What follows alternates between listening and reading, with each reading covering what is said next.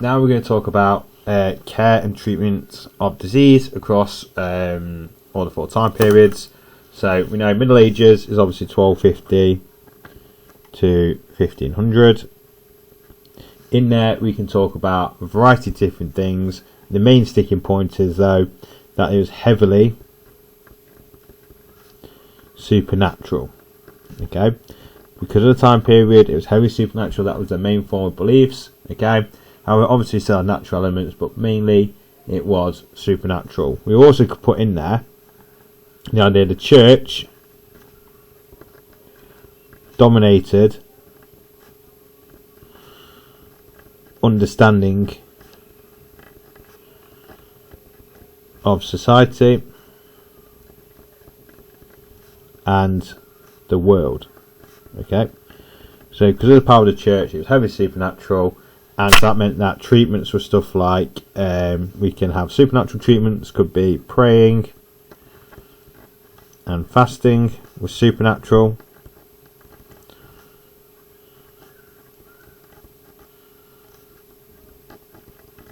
Okay, we've got herbal remedies such as honey and warm water, and purging or bloodletting were natural. Okay, because of that, when we talk about who treated the sick and the care of the sick, we know hospitals were ran by the church, and we speak about this all the time. It's more like a care home rather than getting treated. So again, something to think about there. That's just a bit blurry. Give it a sec to catch up. And you had other forms of care and treatment. So you had hospitals, obviously. You got apothecaries, which mix herbal remedies. We had barber surgeons. You had physicians.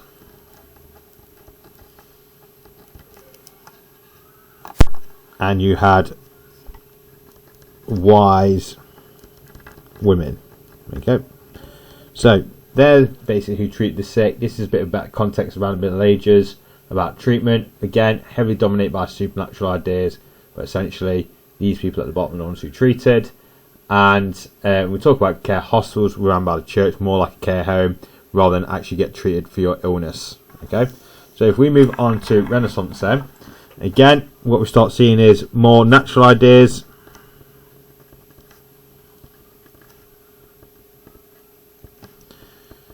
Taking charge. Okay, it was a move away more from supernatural beliefs. He still had a slight little bit of praying and fasting, because that was tied to stuff like events like the Black Death and the Great Plague, where people reverted back to old ideas. But again, a lot of it turned more toward natural. So you still had bloodletting, as an example, and purging. You still had burning barrels of tar as a way to ward away miasma, because that was a cause of disease. But again, you still had very similar ideas. The change you do see is the use of transference, which again is a natural idea, and it shows you this the change that the parents experienced as more natural ideas came to the forefront, even though they were inaccurate in terms of medicine and making a person better. You're still tied and bringing about change towards this idea that natural start taking more priority. So transference is the idea of passing your illness onto an object or animal. You also had they believed more in chemical cures. Okay, so stuff like taking mercury to make you sweat, etc. And they wrote a whole book about that as well.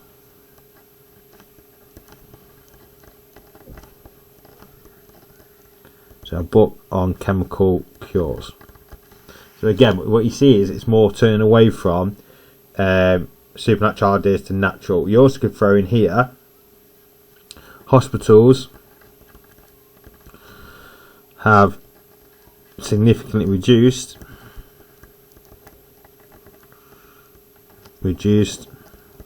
even though there are signs people actually get better.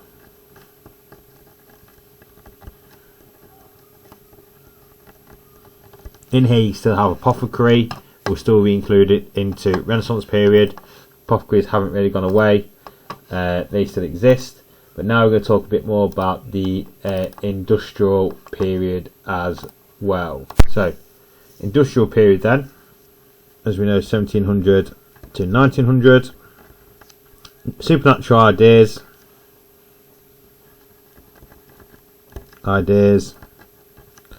have totally been diminished, so basically no longer exist, or very low support for supernatural ideas. Society has become more naturally based than ever before. Okay, and with that, it is basically these ideas are coming around with germ theory. Hospitals have improved due to the work of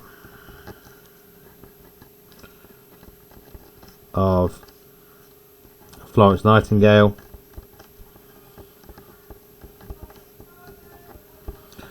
where she made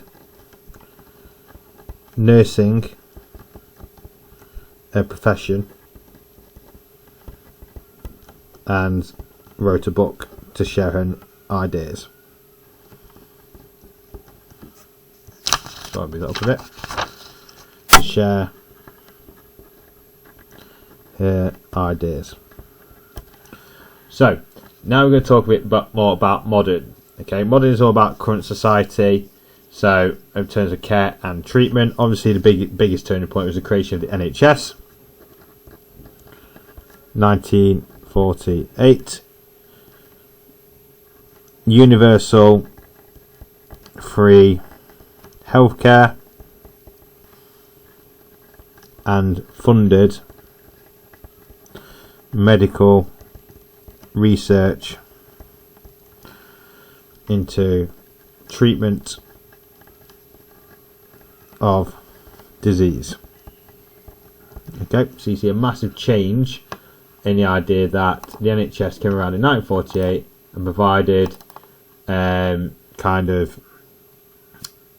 free universal healthcare and funded medical research into treatment of disease. Okay, I guess to an extent you can put other things in there because our understanding have massively improved because of germ theory, hereditary diseases, but you can throw stuff in there like penicillin as a form of treatment. So penicillin,